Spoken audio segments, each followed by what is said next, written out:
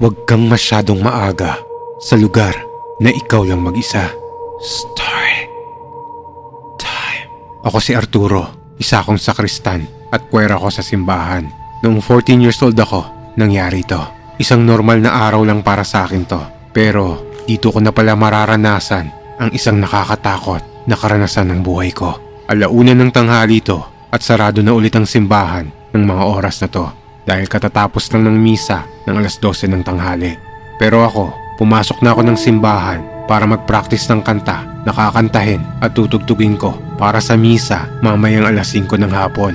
Habang nagpa-practice ako, nakita ko na may nakapila na isang babae sa may kumpisalan.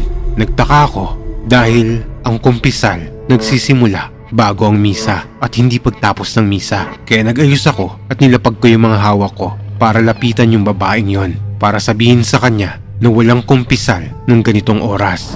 Pero nung paglingon ko para lapitan ko yon, nagulat ako dahil biglang nawala yon.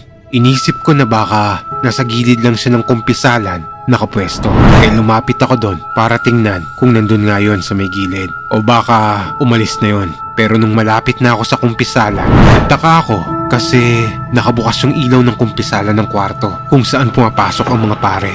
Nagulat ako nang biglang bumukas ang pinto ng kumpisalan at dahan-dahang may lumalabas na isang pare doon.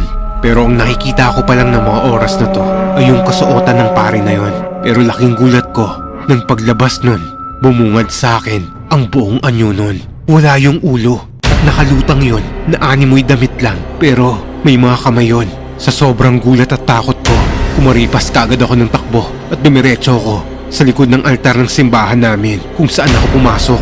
Pero pagdating ko sa may pinto, nakalak na yon. Takang-taka ako dahil hindi ko naman nilak yung pinto na yon. Dito na ako mas lalong kinilabutan dahil sinilip ko yung pare at nakita kong papalapit na ng papalapit sa akin yon. Sumigaw na ako ng malakas at umiyak na ako sa takot.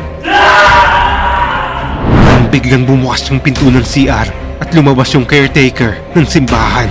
Nilapitan ako nun, nagulat at tinanong ako nun ng, "Hoy, ano nangyari? Bakit ka sumisigaw at umiiyak dyan?"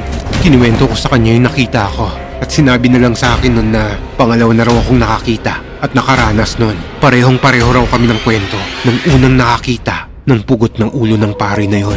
Sabi nila, yung pare raw na yon ay dating kura paroko sa simbahan at inatake raw yun sa puso habang nagmimisa. Simula nang maranasan ko yon, pumupunta na ako sa simbahan 30 minutes bago magsimula ang misa kung saan bukas na ang mga ilaw at pintong pasukan ng mga tao.